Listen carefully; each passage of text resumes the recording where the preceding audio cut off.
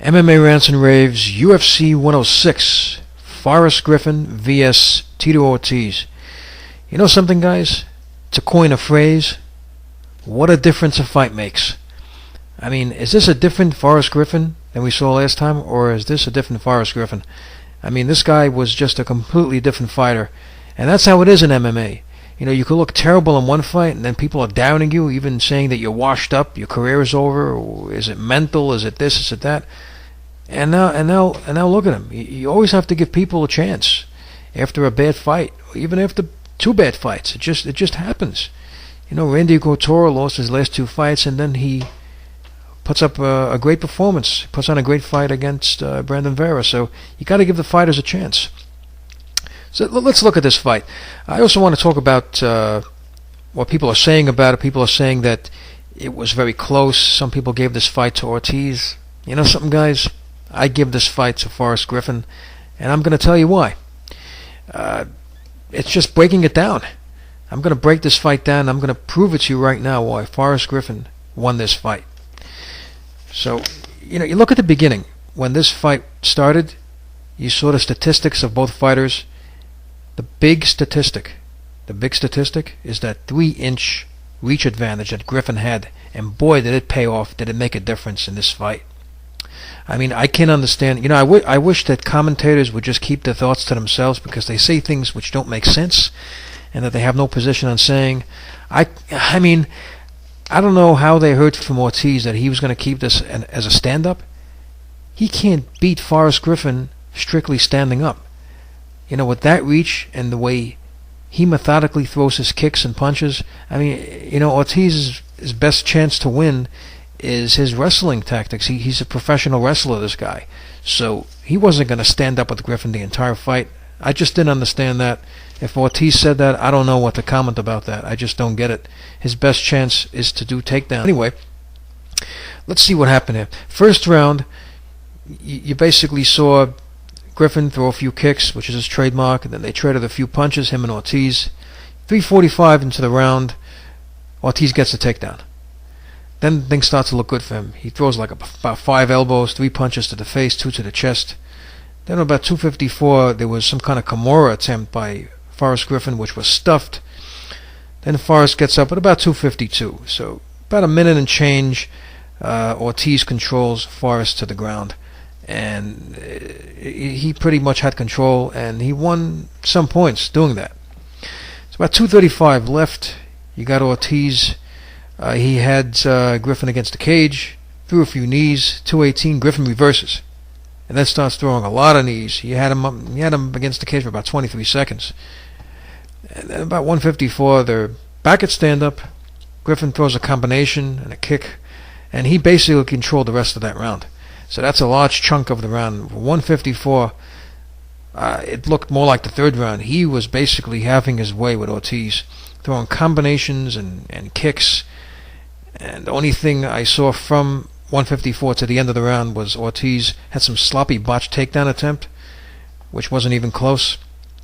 And then again, seconds remaining, Forrest gets a clinch and throws a whole bunch of knees.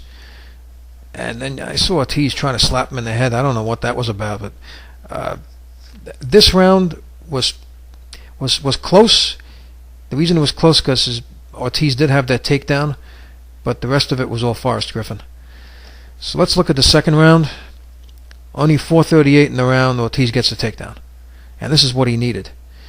However, about 3:32, he gets up and he jabs Ortiz in the face. And then you see a kick, kicks him in the face. And actually he kicked him in the face, and his teeth would have been knocked out if not for his mouthpiece. That was a pretty nasty kick. So if you look from the beginning, well, from 4:38 to 3:32 remaining, which is a little over a minute, you saw Ortiz had that takedown, but he really didn't do much with it. And then the rest of it was Forrest Griffin from 3:32, especially that nasty kick that he kicked him in the face with. And then finally, at about 2:20 remaining, Ortiz gets the takedown again. And Forrest defended well until about a minute left, when he got busted open with those elbows. And that was pretty nasty. It looked really bad for him then, because he was really bleeding bad. But somehow, the crowd was going nuts. About 39 seconds, he reverses, and he actually gets on top of Ortiz, and then he throws a bunch of elbows and a bunch of body punches. So he definitely got points with that.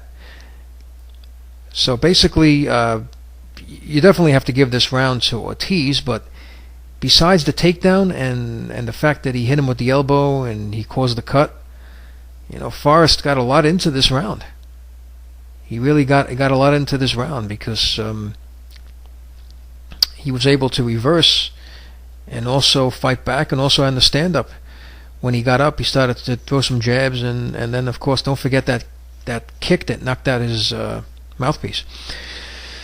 Now we have to look at the third round, of course. Third round, I've never seen Ortiz take such a beating. I mean, Ortiz was basically a punching bag. I mean, the combination of kicks and punches, Forrest must have threw about 50 of them. I mean, it was kick after kick, punch after punch. Ortiz had nothing. He had one takedown attempt, which wasn't even close. And you know something, guys? I heard the announcers say, there's no question about his condition. Well, you know something? I have a question about his condition, because he looked gassed out. He was just breathing heavily, and they said the back injury and all that. It was when he had the back injury. Well, you know what? He was gassing out. He had nothing left at the end. If it wasn't for that very strong chin, which he's known for, he would have been knocked out. And of course, Forrest Griffin, he's not the knockout power type of guy. He's a guy that methodically breaks down his opponent. And the reason he's so good is because he has, I always say it, Forrest Griffin has one of the best cardios in all of MMA. This guy can get deep into rounds. And that third round, he looked like the match just started. I mean, he had a lot of energy. He was really, really taking it to him. And it was all Forrest Griffin. Now, what's interesting about this fight is, usually you take 2 out of 3, and that's who wins the fight. But you can't do that in this case, because in this case, it wasn't a clear 2 out of 3. If you look at the first round, you have to say it was a draw. You look at the second round, of course, you give that to Ortiz, but Griffin got some of that round. He got some punches in, he got some kicks in, like I mentioned, and he reversed. He got up at the end. There was some points that Griffin scored in that second round. So the only way, you can't say 2 out of 3. You can give Griffin a quarter of that round, because it goes by 10 points for each guy for each round. You can't do that here. It's a very difficult decision for the judges, but in order to judge it, the best way to do it is to take a piece out of that round and give it to Griffin, because Griffin did well in the second round when he reversed and did the other things that I mentioned. And now the third round is easy. It's all Forrest Griffin. So you take the third round, you take part of the second to Griffin and part of it to Ortiz, and then you take part of the first round and part of the first round for Ortiz and part of the first round for Griffin. So he barely had an edge, and I have to give it to the judges. They made a good decision. It was a split decision. It was very close, but it was very close because you have to methodically take apart that second round. That's the deciding factor. Round 1, again, a draw. Round 3, 100% Griffin.